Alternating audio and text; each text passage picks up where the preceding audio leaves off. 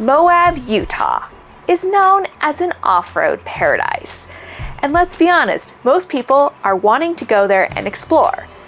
But if you're not prepared, this experience can turn into a nightmare. So today, we're gonna cover our top 10 mistakes that we found most off-roaders make, and we're gonna give you tips on how to avoid them so you can enjoy your trip to Moab, Utah. Let's get into it. Moab is unique. And the first mistake that a lot of new off-roaders in the area make is underestimating the trails. Moab's trails demand respect. And a lot of first-timers really overstep their abilities and pick trails that aren't suited for them. Our advice is to pick something that sounds a little bit more tamed, even if you're an experienced off-roader. This will give you a chance to really experience the terrain and decide what you and your vehicle are capable of in the Moab terrain. Slick rock is no joke, and neither is the sand, so keep that in mind. Number 2 is ignoring the weather conditions in the area. There have been headlines across the news over the years about flash floods and people actually dying in the state of Utah due to not heeding weather warnings. This may not seem like something you need to worry about in your rig, but you do. There have been vehicles that have been swept away by flash floods. So ignoring the weather conditions can be deadly. And even if the rain is just kind of mild, it can make slick rock a true nightmare to tackle if you're not used to it. Besides obviously checking the weather the day of your trip, you're also going to want to check the weather right before you get to the trailhead or before you lose cell signal, depending on which area of Moab you're exploring. Another technique, should you get caught off guard and a storm comes out of nowhere that no one planned on, is as you're driving the trail, keep note of exit points that you can use at any given point to get your vehicle and your family out of harm's way. So if there is a berm, make note of it, make a mental note how far it is back, because if their storm starts coming, you're gonna wanna make sure that you get out there safely. And number 3 is, of course, airing down your tires appropriately for the trail that you will be attempting. Now, what do I mean by the trail that you're attempting? There are many roads in Moab, Utah that you do not need to air down your tires for, such as Onion Creek, Schaefer Trail, and things that are more mainstream. You might do it for comfort, but it is not required to be able to do the trail. Now, if you're going to be doing trails like Dome Plateau, or even if you're gonna go attempt Prince Canyon, of course, you're gonna wanna air down. But you're gonna wanna air down for the type of tire that you have. Also, if you're running beadlocks or not. We do not run beadlocks, so we only air down at most to 12 PSI, and that's if we're into something that's really gnarly and we do need that extra grip. Typically in Moab, we tend to run anywhere between 22 to 28 PSI. Number 4 is not using proper navigation services and potentially getting lost. Moab trails have changed a lot over the years, and so it's really important to have an updated map that you can use for navigation with you. The recent BLM rulings have closed a lot of trails, so a lot of printed maps that you have used previously or are able to purchase online are no longer accurate. So how does one navigate these trails with an appropriate map? We recommend using Gaia GPS, which is 100% free. If you want something with trail guidance, you could use Trails Off-Road, or you can use Onyx Off-Road. Typically, we end up using Gaia and mapping out our own adventures, and we look at the BLM maps to see what is open or not. You can also download those maps as well as a reference point.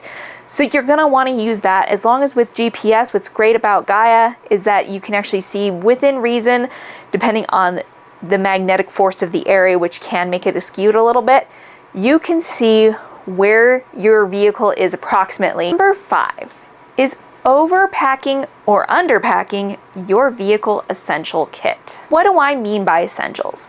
I mean not your luggage for your hotel or your other camping gear. I mean your recovery gear and emergency gear that you need to have with you, because anytime you travel off the beaten path, you should be prepared for the worst, but expecting the best. For us, as essential kit that you should include are some traction boards, a shovel, a proper waste receptacle kit. Usually we use a bucket with a toilet seat and bags because you pack it in, you pack it out. A full toolkit for your type of vehicle with the things that commonly you would use to repair it. We also carry a tire repair kit. Of course, because you're in the desert, you're gonna want water, you're gonna want some space blankets, and your first aid kit. That is the bare minimum that you should have going off-roading. Is a winch required? No. Is it nice to have? Maybe. There's a lot of places in Moab you're not going to be able to use that item. So you're probably going to find out that the shovel and the traction boards are more the type of recovery gear that you would use in the Moab area. As far as the water, it is a desert. You're going to want to follow the rule of 1 gallon of water per person per day. It can get extremely hot and you're going to go through that water.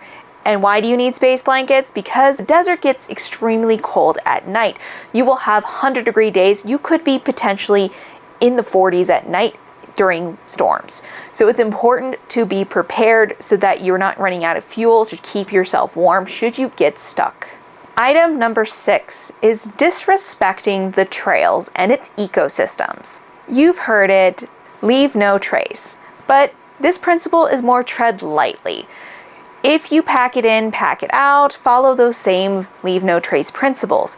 But also remember that Moab is a fragile ecosystem. A lot of people drive into the desert and are just assuming they can make tracks wherever they please.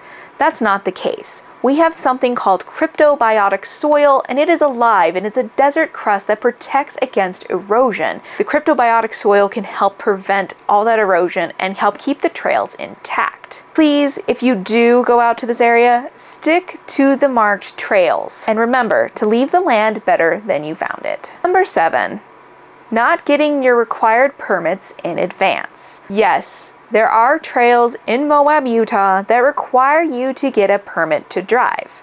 The most famous of these is White Rim in Canyonlands National Park. It requires a day permit or an overnight permit if you plan on camping, and these can be purchased up to 4 months in advance. Some people think that they can just go on these trails and not get into trouble. That's not the case. And also it's disrespectful of other users if they got their permit and you didn't. Permits can be purchased online for any of these trails that you need to do, so we recommend that you purchase them before your trip to guarantee that you get to do the trail that you've been hoping for. Number 8 is not knowing your vehicle's limits. Before you hit any trail in any state, it's really important to understand your vehicle's capabilities. What's your ground clearance? What's your approach angle? What's your departure angle? And is your brake over your limiting factor? A lot of people do not think about these before they hit the trail. They think, I have a Jeep, I can go anywhere I want. That's not necessarily the case. Depending on your vehicle type, it can limit the trails that you're able to do. Now typically we wheel stock vehicles, so any footage that you've seen on our channel doesn't have a modified vehicle on it, so you can feel confident in looking up some of those specs and knowing exactly what approach angle we have on each video. We previously wheeled a stock long bed Toyota Tacoma a lot in Moab, and so it's more capable than you would think. But you still need to know that the brake over and departure angle are the limit of that vehicle. Now with understanding that information, you'll be able to pick trails that are appropriate and don't get you in a pickle. Currently, we're wheeling a 2024 Colorado ZR2, and our approach angle is about 38 degrees, which means that we can pretty much climb almost what a Jeep Gladiator would climb. Now the ZR2 has an advantage over the Gladiator. It's because it has a better breakover. When we wheeled a Jeep Gladiator, that was always our hang-up. So keep in mind, know your vehicle and know its limits so that you don't end up having damage and you have a chance of getting off the trail and getting home safely. Number 9 is a pet peeve of most off-roaders everywhere, and that is skipping the trail etiquette. Just like other off-road places, most people understand that there is trail etiquette. Now, if you're unfamiliar with trail etiquette, here's kind of a rundown for you. Typically, when you're driving, uphill has the right of way, but that doesn't necessarily mean that it always has the right of way. If someone is going uphill, has a closer turnout to make two vehicles pass on a shelf road, the uphill driver should yield to the downhill driver because of safety reasons. Now, if the person going downhill has a pullout, the person uphill should continue because loss of traction can be quite serious when you're climbing a hill in Moab, especially on slick rock trails. You'll want to communicate if you're in a group how many vehicles are going past. If you're only one person, there's typical hand gestures that you can use. Those are available online for your reference. Also, if you're in a sandy area near camping areas, please keep your speed down. Nobody wants to eat a ton of dust as you're driving through places. Remember, everyone's out there to enjoy nature, and that means that you should be respectful of other users. So keep the etiquette and everybody will be happy in the long run. Number 10, focusing too much on the trail you're trying to complete and not focusing on the epic scenery that Moab has to offer you.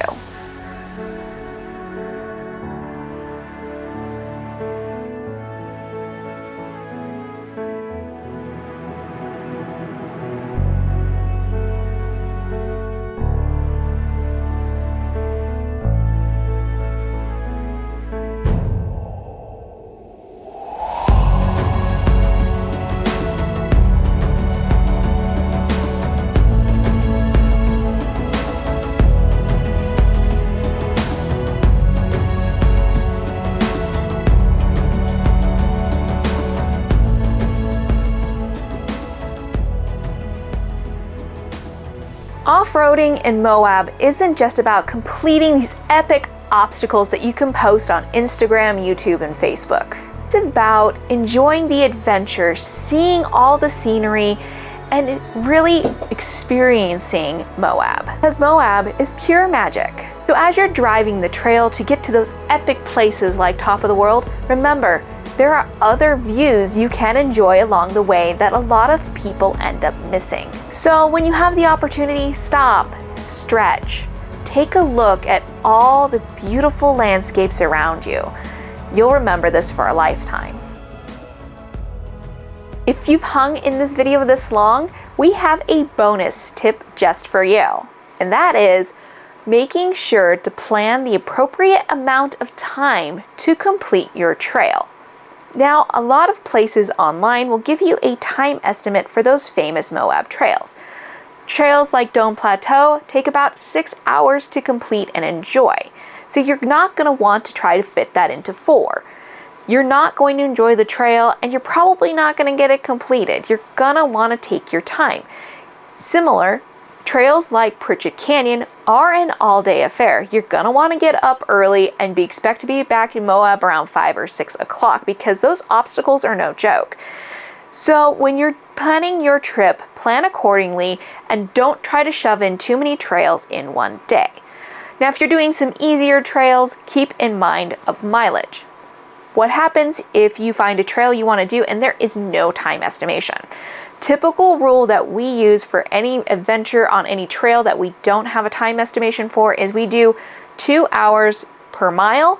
And if we start getting into some rockier sections, or we can see that from Google Earth, then we do 1 mile per hour just to be safe, and that gives us our time estimation. If you're using Gaia, you can actually draw out your trail and it'll give you an approximate length so that you can plan accordingly. Now, most of the time your 2 miles to 3 miles per hour estimate is going to be pretty accurate for most trails in Moab. Now, if you're doing the harder trails, of course, that 1 mile per hour will be more accurate. And sometimes, if you're lucky, it's about half a mile an hour. So keep that in mind that you're gonna want to plan extra time. If you're stopping, filming, taking pictures, we recommend adding at least a half an hour to an hour onto that estimate, just to make sure you have enough time to complete your trail. So don't start a trail like Pritchett Canyon at 5 o'clock in the afternoon because you won't get it done until the next day. And that is it. With the right preparation, Moab can be pure magic instead of a nightmare.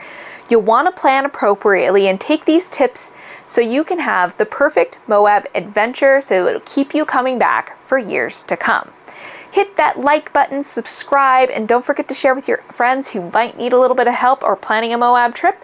And we hope to see you out there on the trail soon. But bye for now.